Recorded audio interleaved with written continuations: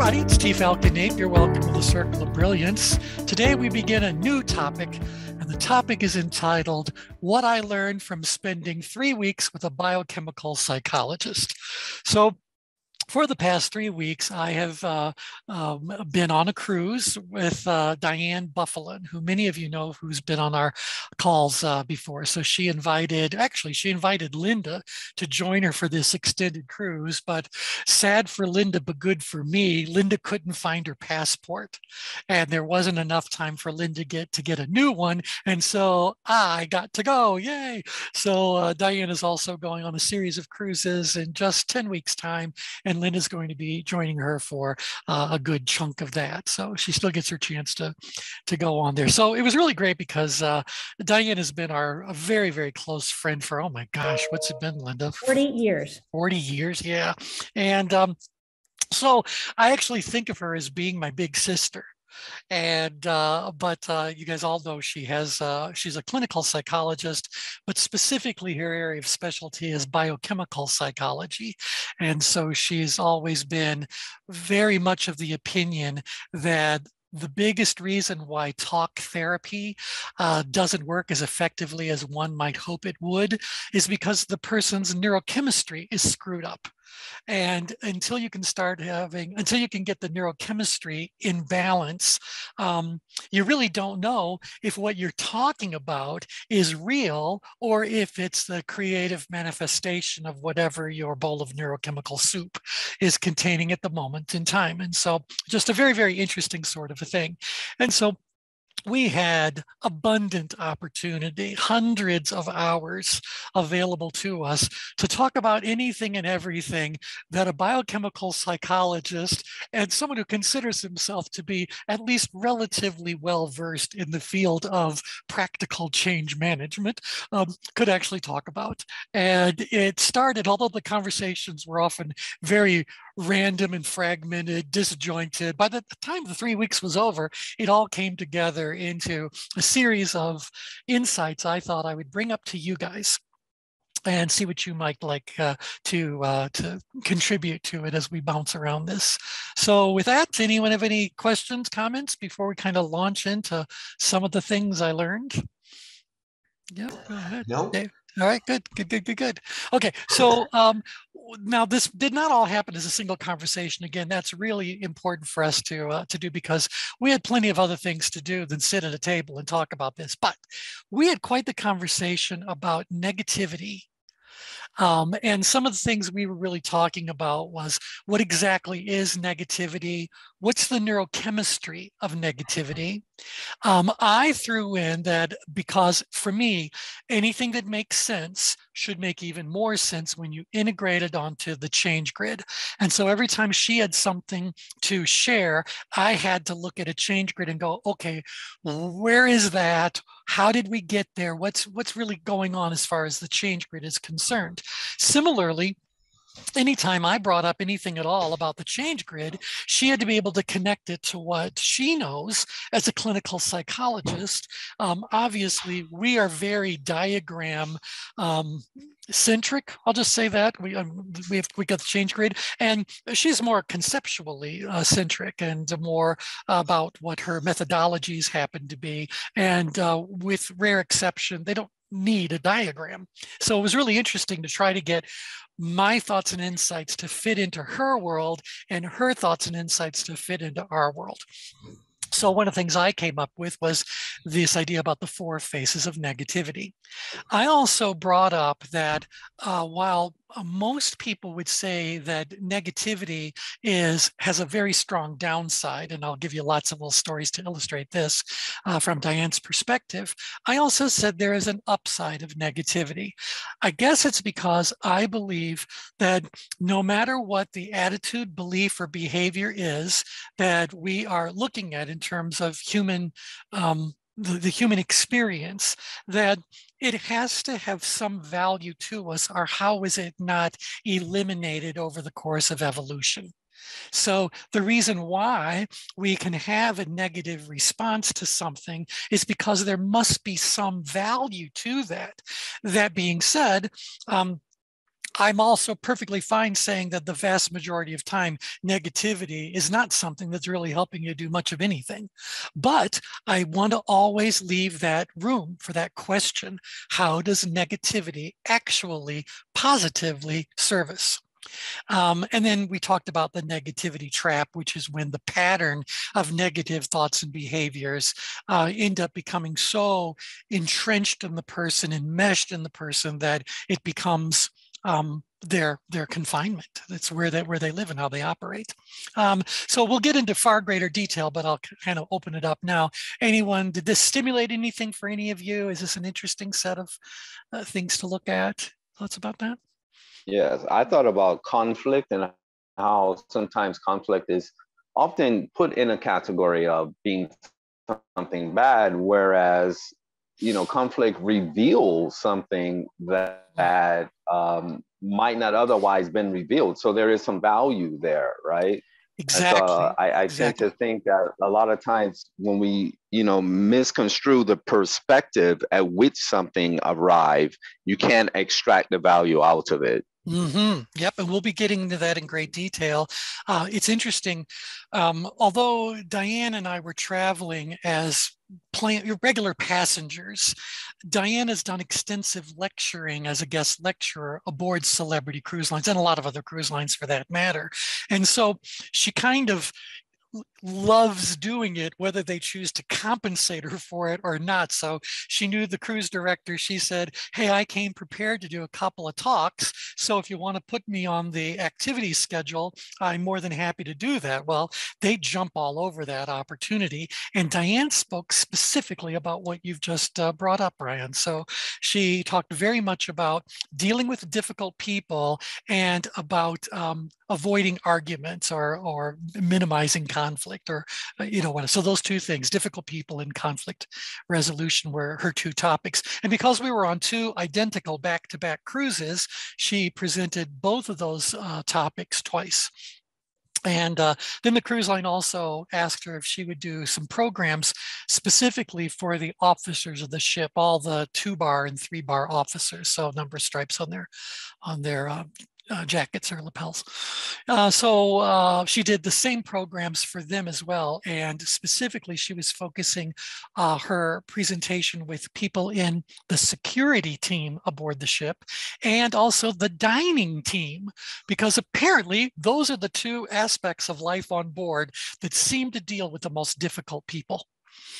So I thought that was really, really interesting. So we'll get into that. Now, although negativity is where our discussion began, I wanted to bring up this whole idea about positivity. And as we work our way through this, I'd also like to pull into our dialogue positive psychology. So Zelgemann's work about how positivity affects so many things in so many great ways. But we want to talk about what's the neurochemistry of positivity. And some of it we'll get into has to do with the 4 happy hormones, or the 4 happy chemicals. Anyone can rattle off the 4? Do you know what they are? Linda, you do. That's for sure. Go ahead, Peter. I was going to say serotonin, oxytocin, Yep. Endorphins, and what And am I missing? the D. Dopamine. Dopamine. Dopamine, right. Yeah, yeah. Dopamine. Yeah, Yeah, Linda went through a program called DOSE, and it was all about things that you can do in your daily life, practical things, nothing as far as pharmaceuticals go, to either recognize whether or not you needed more D, O, S, or E, and what you could do to immediately stimulate more D, O, S, or E, or some combination. And some of it had to do with meditation, and some of it had to do with getting up there and dancing, and there were all kinds of wonderful things. But there's this whole movement out there about dose. So, but that's what we were talking about here: the neurochemistry of positivity. We also said, because again, I have to pull it onto the change grid or I lose interest very quickly. So I said, well, if there's 4 faces of negativity, I wonder if there's 4 faces of positivity.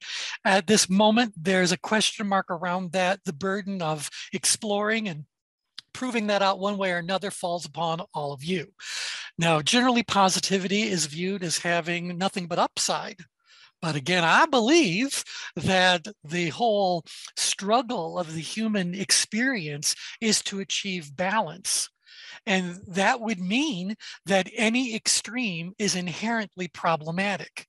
So what happens in the middle? So that means there's got to be a downside to positivity as well, or there would never be a need to moderate or stabilize positivity. So I'd like to explore, what do you guys think is the downside of positivity? And then just like there are people who can get stuck in a whole negative mindset and deal with whatever the physical and emotional and intellectual aftermath is of that, I have to make room for the possibility that positivity can also become its own trap, and that trap also contains its own set of physiological, emotional, and whatever kinds of consequences along with that as well. So, and then I decided to introduce another one, because what's my favorite spot on the entire change grid? The center? The center. And that would then mean we need to talk about neutrality. So it's great we can talk about negativity. It's great that there's all kinds of books that have been written and courses that have been put together about negativity and about positivity. Where's the coursework on neutrality? Where does that come into play? Well, lo and behold, there are in fact several very highly regarded professions where cultivating and maintaining neutrality is of exceptional benefit. So can you guys think of any career at all where neutrality is what it best serves the situation? A judge. A judge, exactly. Or diplomat. A diplomat, exactly. And so, or if you're a moderator, a mediator, Facilitator. anyone who's working in the area of conflict resolution. In fact, I kind of believe that our work as human development professionals tends to be one of neutrality leaning to positivity. But I think we often find that our clients come to us from negativity. So the negativity moves us into our starting point of neutrality, and hopefully we're able to help them move on to achieve some sort of positivity. So I kind of view them as a little bit of points along a continuum, or as you'll learn as we work our way through this, probably more of one of those radial trends on the change grid, where you might start in the middle with one of them, but as you go off of the middle in any direction, you're going to get into another one and into another one. So what does neutrality look like? Or what's its neurochemistry, sorry. What's the face of it? What is the upside of neutrality? Again, as much as I'm in love with neutrality, it's got its own downside too. And what happens if you get stuck in this neutrality trap? And so with that as kind of the shape of what I'd like the first part of our debrief of the 3 weeks. Do you guys think this is interesting enough to kind of do a deeper dive? Yeah. Yeah. Very. Okay, good. So let's see. Peter, you're welcome to unmute anytime you'd like and just chime in. Your hand is up there. Well, that was, I wish there was 2 thumbs up. That would have been my emoji. They need more emojis. All right. So let's go ahead and begin with the negativity sort of. Why won't my pointer go up there? There it is. Negativity. We'll do this. So again, the questions are, what are negativity? Now I can do a little Google and come up with umpteen different definitions of negativity for you, but I'm more interested in knowing from your perspective as a human development professional, how do you tend to define negativity, or how do you tend to characterize negative behavior, negative attitudes, maybe even negative people? So you want to share with us what's your frame you put around negativity? These would be people I would think that would want to slow things down, confuse things, aggressively oppose things. And that's the kind of frame I put them in. Okay, great. For me, I would look at it interpersonally: critical, condescending, judgmental, patronizing. I think that makes you feel bad. You're with someone and it just seems to be, heavy. Yep. Okay. So they pull people down. Frank, what did you want to throw in? With some of my acquaintances, I've had experience of every word that comes out of their mouth is a message of negative expectations. I almost feel like I have to wall some of these acquaintances because they are on a singular talk about neuro programming and all that. It's as if no other subject can come up other than the sky is falling. Yep. Right. Yep. Kathy, I see you've unmuted. Yeah, I mean, I think there are lots of behaviors around it, and those will vary. But to me, it's the unwillingness or inability to see opportunity. Okay, that's good. Yeah, that's really good. A couple of And others I'll throw. Associated with that all the characterizations that were described, I associate negativity with the word toxic.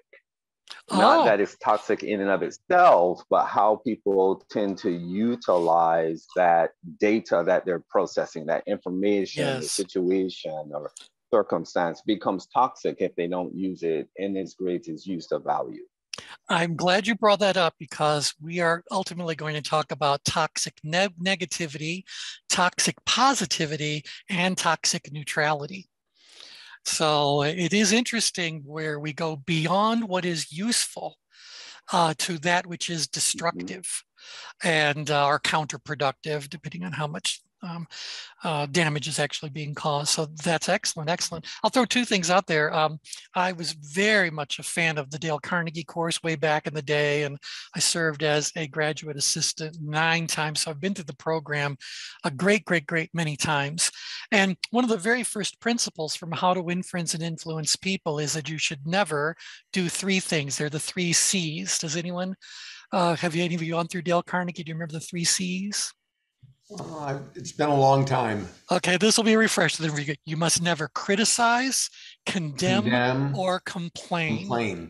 Those are the 3 C's that will, instead of winning friends and influence people, it turns people off. They don't like hearing people being, don't criticize, don't condemn, don't complain. And as Frank was just talking about, some interpersonal sorts of things, doesn't that cover a lot of the bases of what you encounter, Frank? Oh, absolutely. Yeah, I mean, we live in an over 55 community, and I'm telling you, for the majority of people we know, if we told them that for just one evening they couldn't criticize, condemn, or complain, they would sit mute for the entire evening. So, and to me, that's when it becomes toxic, when it robs you of all other aspects of life and certainly eliminates the possibility for joy. The other thing, and this was someone in one of Diane's lectures threw out, that when they think of negativity, they think of Eeyore. So Eeyore from Christopher, what is it, Christopher Robin, Winnie the Pooh? Yeah. So Eeyore was that, what was he, a donkey, I guess? Donkey. Yeah, and he was always that. And someone else said, oh, from Charlie Brown, it's, who's the guy that's always got the cloud of dust? Oh. Yeah, you guys can also. Pigpen. Pigpen, yeah. Oh, right, Pigpen. Yeah, and so, these are people, and I think it's interesting that in both of those stories, these 2 very negative characters are surrounded by people who know this about them, respect this about them, and still embrace them.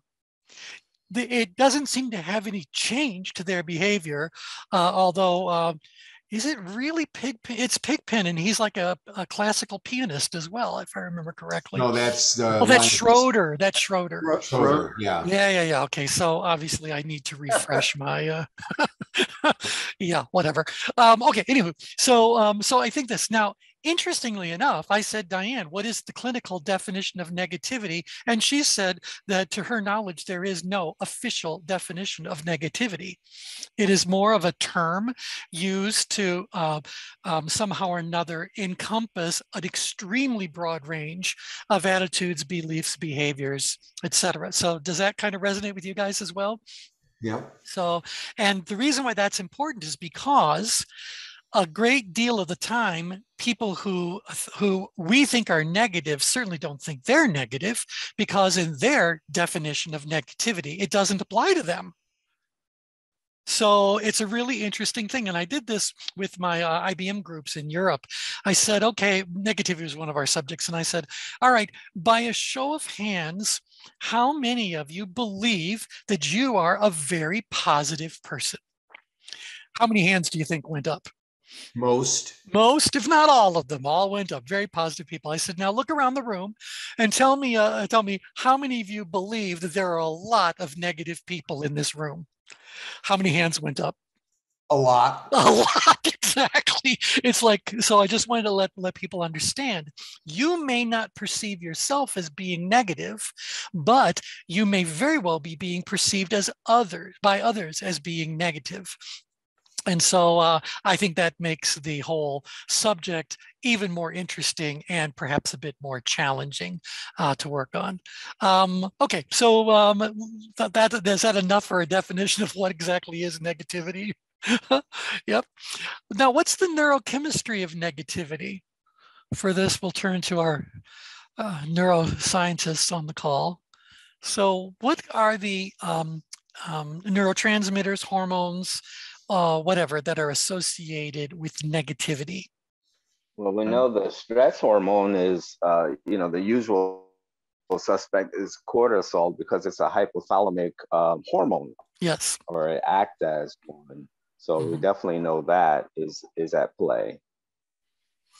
And are there others that high levels of cortisol tend to pull into greater release or prominence?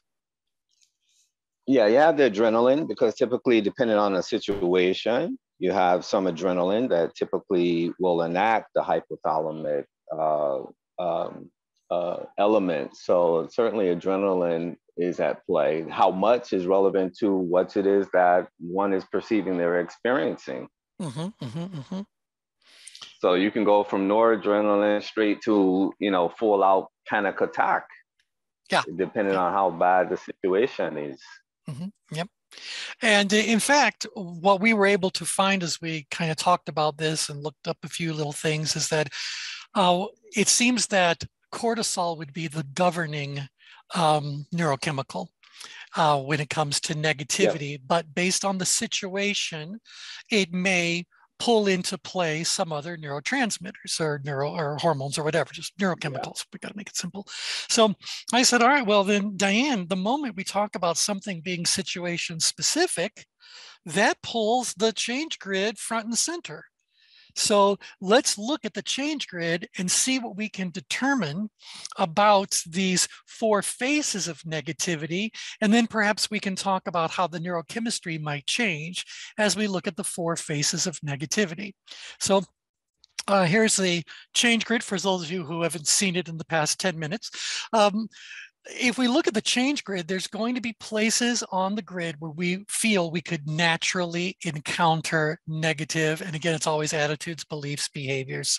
So whether it's an internal process that's just negativity, but confined inside of your own mind, or whether there's something going on externally that you're interacting with, whatever, but negativity. So I would ask you guys first to tell me, name one spot on the change grid where you would not be at all surprised to find someone being negative. Upgrade danger zone. The upgrade danger zone. Why do you think, give us some situations, why do you think being way upgrid could trigger negativity? Well, no ability, frustration. No ability to do anything, and you're in an extremely high challenging situation. And so you're not equipped to do whatever it is that needs to be done. So frustration is probably where the whole thing begins, and it escalates real quickly. And by the way, let me share one other thing I learned about cortisol. And Brian, if you want to add more flesh to this, please do. But apparently, human beings remember negative experiences for far, far, far longer than they remember positive experiences. And part of the reason is because cortisol is a very long-acting chemical. And it doesn't let go. It doesn't come in and out of your bloodstream as quickly as other neurochemicals may. And so because of that, we tend to very much remember the negative things that happened. And every time we remember them, the brain is experiencing them yet again, which stimulates more cortisol to be released, which reinforces continues to dramatize whatever it is that was going on, et cetera. Brian, is that even close to right? Yeah, spot on. Because remember when we talked about the neurotransmitters, there's some that act as a hormone. Mm-hmm. And so a hormone is by design a hormone because it's secreted in one area of the body, but it impacts a slew of other areas. And so cortisol actually acts as a hormone. All right. And that's why it's long lasting. Yep. Let's see. I think I just unmuted Shags. Go right ahead. You're unmuted. Thanks, T. Good to see you or Likewise. hear you. Yeah.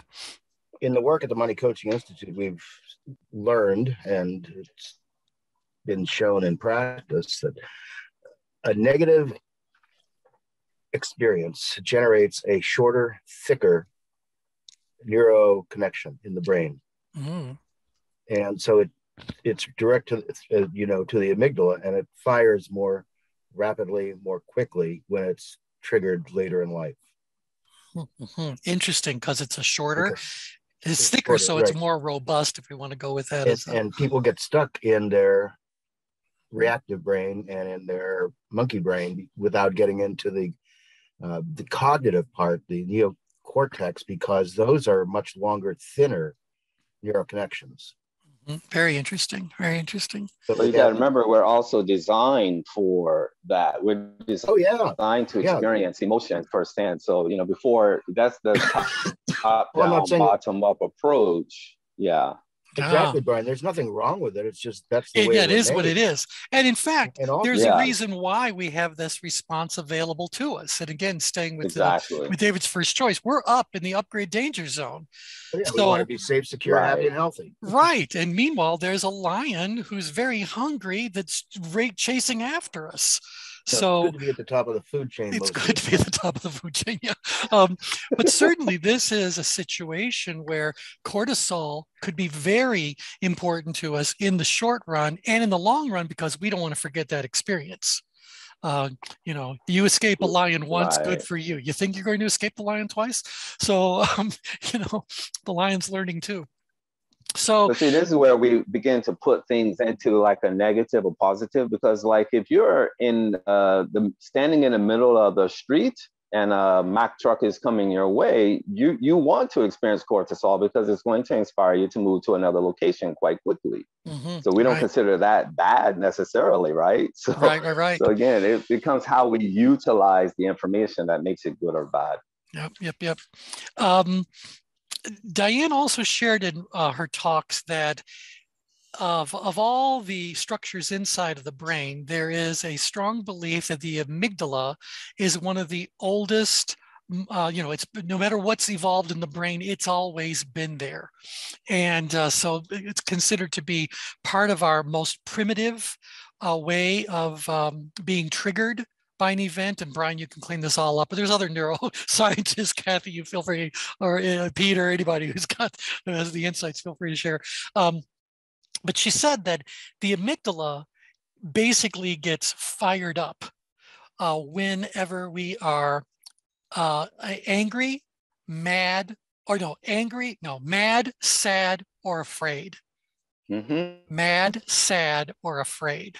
Sounds like all the outgrid danger zones. Well, and that's what I was really getting to. It's kind of like, well, when I go mad and sad and afraid, I'm in different places.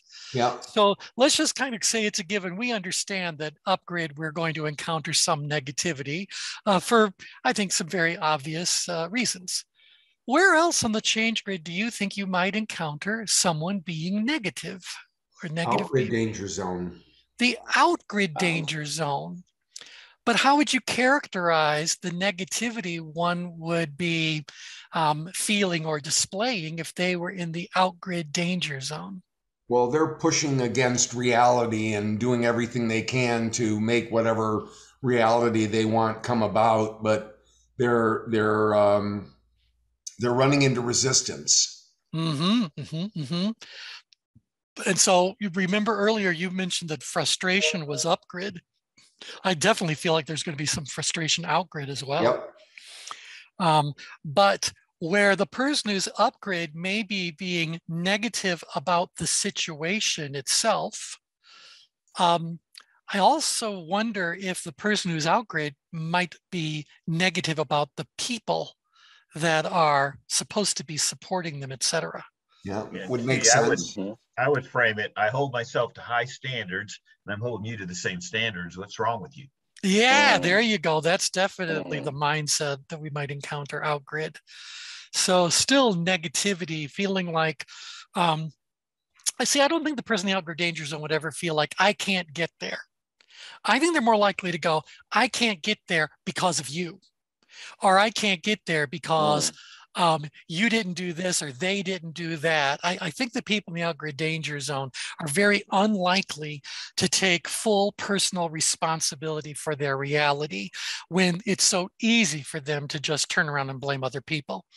Again, on another call, we said that it is the outgrid danger zone where the narcissist lives.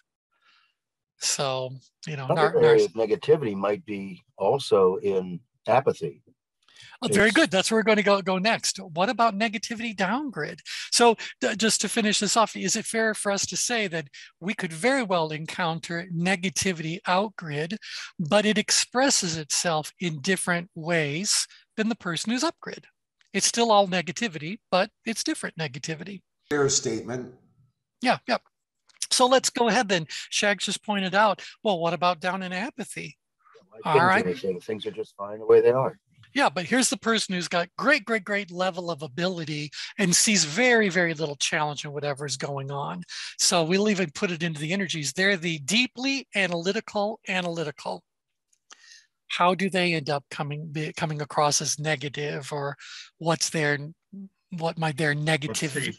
Yeah. Wouldn't it be something like this? Everybody's idiots. I'm not going to waste my time, helping them. This is highly judgmental. Highly judgmental of other people, or what they question other people's intelligence, they question other people's skills, etc. Their four favorite words to utter to another human being are, anyone know? I told you so. So they're the know-it-all. They're the know-it-alls. They're the ones that are just waiting for others to struggle or, deal with their, display their stupidity or whatever the case may be. So their negativity is very different. Also remember that downgrid is where we're more likely to encounter depression, clinical depression. So how does depression and negativity go together? Who's our clinical psychologist? Peter, you're a clinical psych. Edie, well, you're a clinical I'd say psych. Depression, has a lot of, I think one common manifestation, I feel bad about myself. I feel bad about my situation. I feel bad about the future. And so this might be negativity more internalized than we would find in the other two we've talked about so far. Yeah.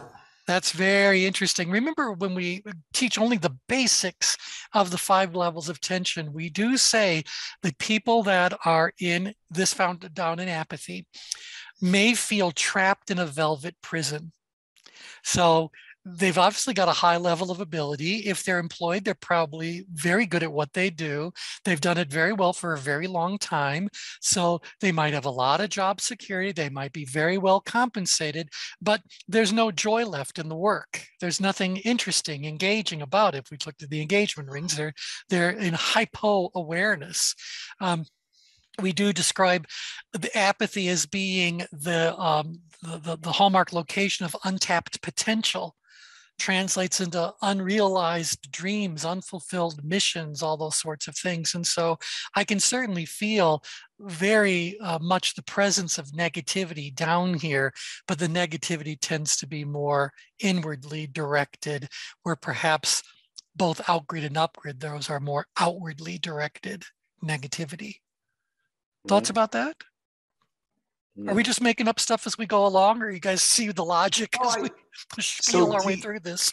T, I don't mean to jump forward, but is upgrid and outgrid more externalization, and ingrid and downgrid more internalization? That's where I'm going to end up by the time I finish my go around, because I'm thinking like no one's ever going to accuse an upgrid person or an outgrid person, or let's say this, an upgrid situation or an outgrid situation as being quiet, right? These are not quiet locations. One is demanding attention, and the other one is just all full of themselves and, driving the bus to a place no one wants to go. Where people that tend to be very far downgrid, what do you think? Loud or quiet? Quiet. Yeah. Right. Internal or external? Internal. Internal. If we go over here to the in-grid, is there negativity in-grid? Passive defensive. Passive defensive, but look at the scales. They don't think they have very much of an ability, and so they haven't really taken on very much in terms of challenge. T, could you call it like a learned helplessness? A learned helplessness, a conditioned helplessness. This is the person who feels as though, well, I say this so many times, they exist, but they don't live. So they look at the life around that they have around them, and it's like they don't have any, how do I say it? They have no expectations of anything beyond whatever they've always had. They might not be able to visualize it, even conceive that it could possibly even exist. Exactly. Yes, go ahead. T, I had a question. So if someone's deep in apathy, and it's all, it's internal, wouldn't you think if you pulled, the corners together in the back, they'd bounce between stress, because eventually they'd have to blow up. It'd have to come out. Oh, yeah. Yeah. And, to Linda's observation, all of you guys have seen this. I could go and find the thing, but remember, there is only one danger zone, there's only one powerless point. There are 4 danger zones. But if we pulled those all together, these 4 danger zones are all physically adjacent to one another. So it is not at all surprising that we would encounter someone who initially presents their negativity in a particular frame, but then modifies the frame to be down here. Oh, I told you so. You guys didn't listen. I told you what to do. Blah blah blah. Okay, I'll just wait till you all fail. Blah blah. Or so I can see how they could easily move around on all of this. And Linda's actual observation, in a very loving way, she has just shared with all of you something that happened to me. Have you ever had someone who's a friend and you just get to the point where you go like, I'm done, and you decide to sever ties, but on the way out the door, you decide to give them the what for? Well, that was certainly me. And so I had tolerated because I had the ability to tolerate, and I perceived the challenge as being something I could easily manage. But you get the buttons pressed in just the right order, too quickly, too strongly, and in an instant. But don't be at all surprised to watch someone go from being in the downgrid danger zone to the upgrid danger zone and not go through the center of the change grid along the way. Can you guys all relate to that? Yep. Yeah. Yeah. And see, that's in a way, that's what Shax was describing when he depicted the structure of the amygdala. Because when you talk about these midbrain processes, in terms of emotions, and you have amygdala on both sides of the brain, it processes information or stimulus almost 10 times faster than the cortex. That's what I meant when I said we're designed to experience emotions. So we're designed to experience that. That's why, again, you don't have to think when you touch a hot stove. You just experience that hotness and then you can respond. Yep. We haven't trained ourselves how to do that when it comes to the emotions of being, sad or experiencing fear, those kinds of things. And so the brain just automatically searches the midbrain, the hippocampus, which is memory, and say, okay, yeah, this is what you're associating with this feeling. Mm-hmm. And so the more you continue to experience that gets into what Peter was describing, learned helplessness, or learns, X for this condition. and it's automatic, right? There's a hypothalamic reaction. The heartbeat will start beating the same, everything comes, the image of it, everything, all this sensory capacity comes automatically. Very interesting, because I think that anything that I could do to try to prove this idea that while we might encounter these four extremes, they really are all neighbors with one another. And what you've just done gives us a great way to kind of express that in more scientific terms than us just trying to use deductive reasoning. T, are you saying that it's easy to move from one extreme to another? It's all on the border of effortless. It requires absolutely no thinking when talking about, cognition at all. So there's no processing that goes on. It's just one set of emotions is butting up against another set, and they can easily blend together, morph over to another place, whatever. And you guys have seen this. You find someone who's in the outgrid danger zone and they're behaving as the bully, and then you confront them on their behavior. They very quickly decide to position themselves as being the victim. No one understands them and blah, blah, blah. It's kind of like, wait. There was no time at all where we walked to the center of this change grid. You jumped from bully to victim. Similarly, we know plenty of stories, and we've probably seen a bunch of movies about someone who was the abused, depressed victim that decides to set the bed on fire or, cut off somebody's malehood, whatever the story really was.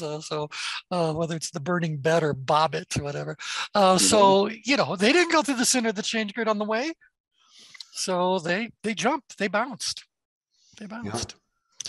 Yeah. So dancing on the barrier is what we always called it, this ease at which we can move from one set of characteristics in a danger zone to any of the other characteristics in the other danger zones as well. Okay. Isn't it easier though, T, to move east-west and north-south than northwest to southeast? I really don't know, other than I would say that the dimension we're looking at going north and south is about the level of tension. Right. And for every reason we've talked about, you can do that very, very quickly, or you can take your good old time. Where when it comes to in-grid versus out-grid, this is about the level of risk taking behavior you're comfortable with, and or the level of drive that you experience. And to me, those both feel like processes that take more time, if you will, than just raising or lowering someone's level of tension. So yeah, thoughts about that? Anyone else about risk and drive as a slower kind of growth process? And maybe that's what it is that the amount of risk I'm comfortable with, the amount of drive that I introduce to my daily life could very well be about learning over time and setting goals and pursuing them. This might feel, and now that I'm babbling, it's all in power, isn't it? It's all along that heart line or close to it. And so we already know there's a lot more logic along this horizontal dimension, or horizontal result, if you will. So maybe that's why it's a bit more structured, a bit more, methodical, yeah, but things have to be allowed to unfold in their own natural way. So that's what I'm thinking about. Maybe there's more about planting seeds and allowing seeds to grow, and then cultivating, and then sooner or later harvesting. So I kind of feel that there's that growth continuum here, where when I think about the level of tension, I think about something that is nowhere as much cerebral cortex, which I think is what's happening along the heart line. This is more limbic system. I guess, depending on where you are, is it amygdala? I don't think the amygdala is being, the amygdala is also about sadness. So maybe there is a sadness that's down-grid and in-grid for that matter. Oh, who knows? Look, it's the size of an almond and it rules our life. So there you go. Okay. So I think going back to our little list of things to yak about, we have talked about the 4 different phases of negativity, and that I think now gives rise to this idea that there's lots of ways that it gets expressed and lots of situations that we might find it in, and there is sufficient diversity among those situations that we can't treat them all the exact same way. So depending on where you are on the change grid and what the context is of whatever the negative dialogue is that's going on in your head and in your actions, we may need to intervene and respond in very different kinds of ways.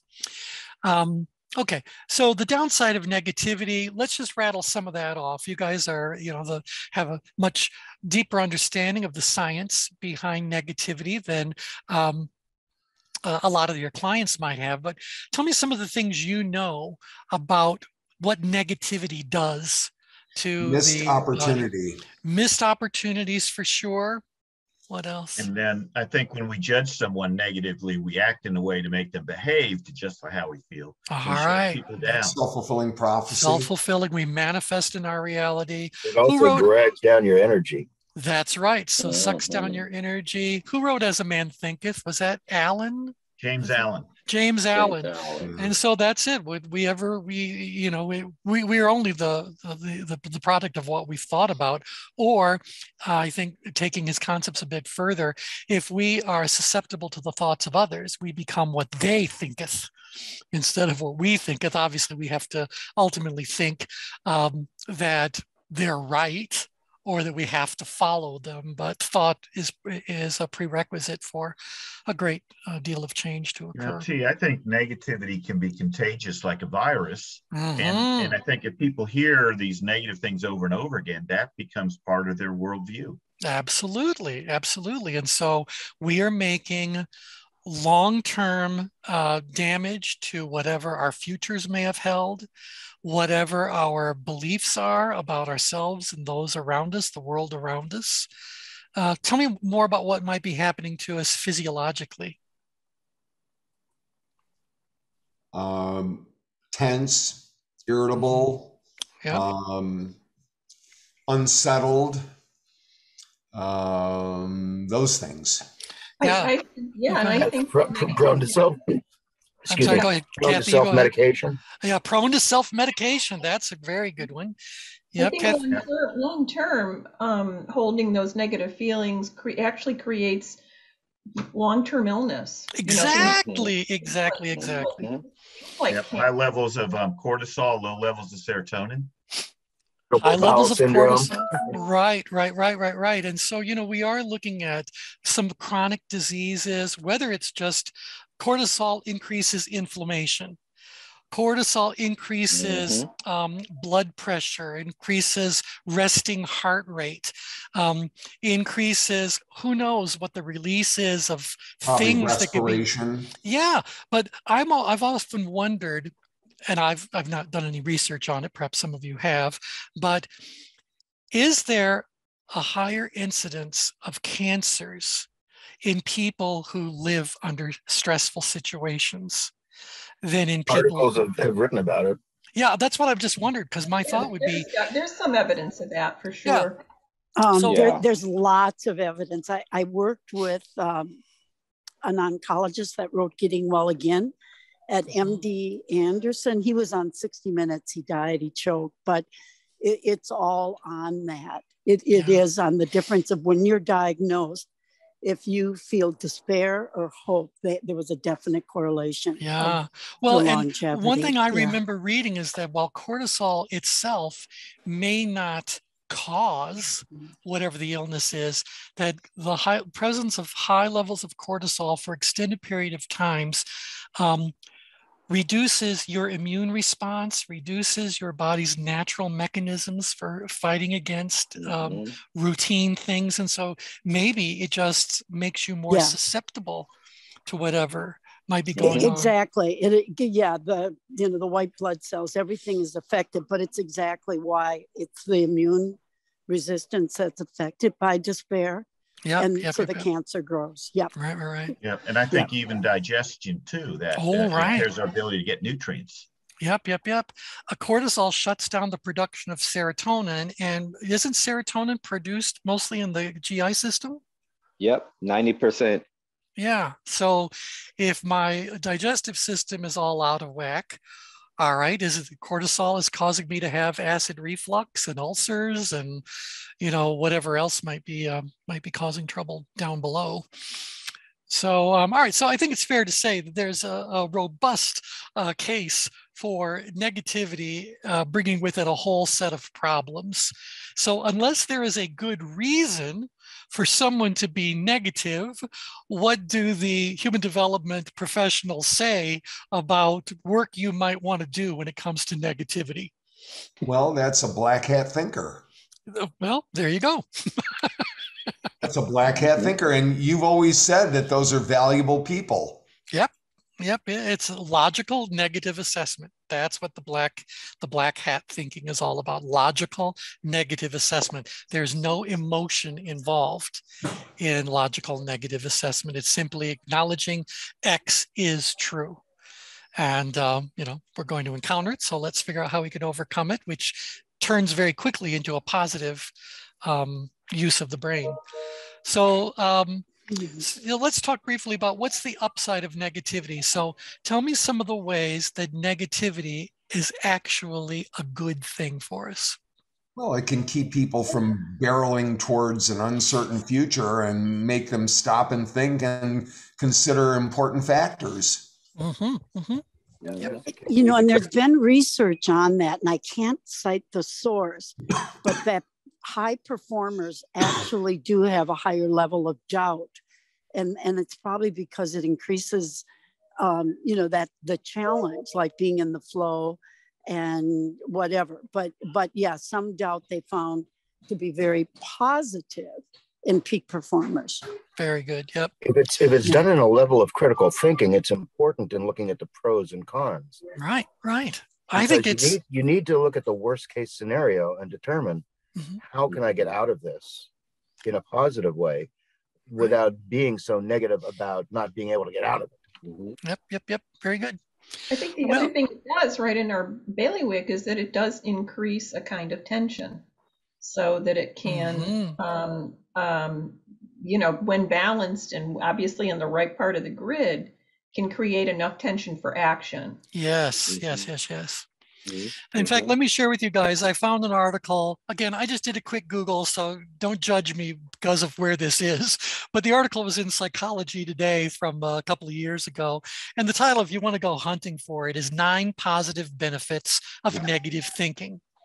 And I'll just rattle off the 9 and you can see what's going on. So negative thinking could save a life. Oh, let me give you one definition. The author says, by negative thinking, I do not mean negativity. Negativity involves a habitual attitude of anger, cynicism, helplessness, or sadness in all or many situations. I'd expand upon that. Negative thinking, by contrast, means the ability to see the potential dark side of people, ideas, places, and things in order to respond to them in a realistic and self-protective manner. So thanks for that. I'd flesh it out in more detail, but here goes. Negative thinking could save a life. So if you believe that you live in a totally safe neighborhood, but you don't, no amount of positive thinking can protect you if you are, ignoring whatever is going on in your immediate kind of thing. So negative thinking helps you envision the worst that can happen and often prevent it. Thank you, Peter. Negative thinking helps you set boundaries. And I could go deeper into these, but I'm just rattling on. Negative thinking saves you money and time. So I love that one because if we can identify the obstacles and incorporate them into our plan for future action, it saves a whole lot of wasted energy and resources. So that's really good. Negative thinking helps you avoid scammers and other criminals. So, I mean, how many of you believe that you actually did win a fortune in Kenya or wherever it was? Publishers Clearinghouse. Yes, exactly. Negative thinking slows down your decision making, allowing you to make more thoughtful choices. All right. Number 7, negative thinking helps you look at yourself and others more realistically. Okay. Number 8, negative thinking can give you a healthy skepticism towards authority figures. And number 9, negative thinking helps you notice injustice and motivates you to make changes. I particularly like the last 5 words. I do think negativity can motivate you to make changes. Yep. All right.